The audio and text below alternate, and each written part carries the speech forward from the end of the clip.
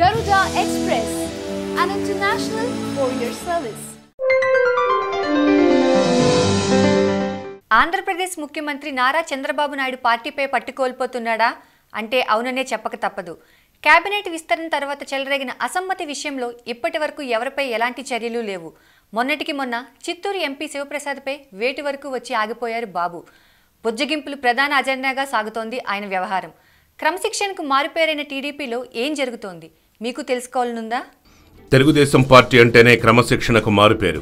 పార్టీలో అధినేతను ధిక్కరించడానికి ఎవరు సాహసించే ధైర్యం కూడా చేయరు. కానీ ఈ మధ్యకాలంలో బహిరంగంగానే పార్టీ నేతలు అసంతృప్తి వ్యక్తం చేయడంతో పాటు విమర్శలకు దిగుతూ పార్టీ అధిష్టానానికి ఆందోళన కలిగించే ప్రయత్నం చేస్తున్నారు.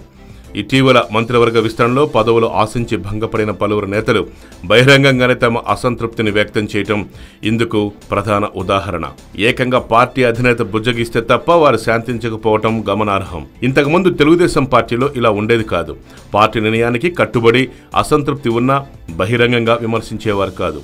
ఇక తాజాగా జరిగిన మంత్రివర్గ విస్తరణలో తెలుగుదేశం ఎమ్మెల్యే బోండా ఉమామహేశ్వరరావు తనకు మంత్రి పదవి రాకపోవడంపై కూడా తీవ్ర అసంతృప్తి వ్యక్తం చేశారు. తనకు మంత్రి పదవి వస్తుందని ఆశించారని, అధిష్టానం మాత్రం తమను పట్టించుకోలేదని అసహనం వ్యక్తం చేశారాయన. తాను కాపు కులానికి చెందిన వాడిని కావటం వల్లే చంద్రబాబు నాయుడు తనపై వేటు వేశారని, అందుకే తన కేబినెట్లో చోటు దక్కలేదని ఆయన ఒక అడుగు ముందుకు వేసి మరీ వ్యాఖ్యానించారు.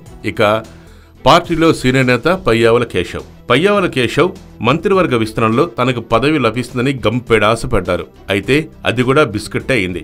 ఈసారైనా తనకు మంత్రి పదవి వస్తుందని భావించినా అలాంటిదేమీ జరగకపోవడంతో కొంత అసహనానికి గురయ్యారు పయ్యావుల. బహిరంగంగా తీవ్ర విమర్శలు చేయకపోయినప్పటికీ ఆయన తన అసంతృప్తిని అధిష్టానానికి తెలిసేలా చేశారు. దీంతో అధిష్టానం పయ్యావులను కూడా బుజ్జగించి తన దారిలోకి తెచ్చుకుంది. ఇక పార్టీలో సీనియర్ నేత గోరంట్ల బుచ్చయ్య చౌదరి, కీలక నేతగా ఉన్న గోరంట్ల బుచ్చయ్య చౌదరి కూడా మంత్రి పదవి దక్కలేదు. ఆయన కూడా పార్టీపై తీవ్ర అసహనం వ్యక్తం చేశారు. ఇకపోతే రామసుబ్బారెడ్డి, ఇటీవల వైఎస్ఆర్ కాంగ్రెస్ పార్టీ నుంచి టీడీపీలో చేరిన ఆదినారాయణ రెడ్డికి మంత్రి పదవి కట్టబెట్టి పార్టీలో సీనియర్ నేతగా ఉన్న తనను పక్కన పెట్టడంపై రామసుబ్బారెడ్డి కూడా అధిష్టానంపై తీవ్రంగానే స్పందించారు. ఇక డైనమైట్ చింతమనేని ప్రభాకర్, చింతమనేని తరచూ వివాదాల్లో ఉండే ఎమ్మెల్యే. తనకు మంత్రివర్గంలో పదవి లభించకపోవడంపై అధిష్టానంపై అసలు భారీ స్థాయిలో విస్ఫోటనం చేశారాయన. చింతమనేని వ్యవహారం మిగతా వాళ్లకంటే రాష్ట్ర వ్యాప్తంగా సంచలనం సృష్టించి అందరి దృష్టిని ఆకర్షించింది. ఇక ఆయనైతే ఒక అడుగు ముందుకేసి కొత్త పార్టీ పెడతారంటూ సంచలన వ్యాఖ్యలు చేశారు. ఆ తర్వాత అధినేతను కలిసిన క్రమంలో కాస్త చల్లబడ్డారు. ఇటు శివప్రసాద్ విమర్శలతో తారస్థాయికి చేరుకుంది.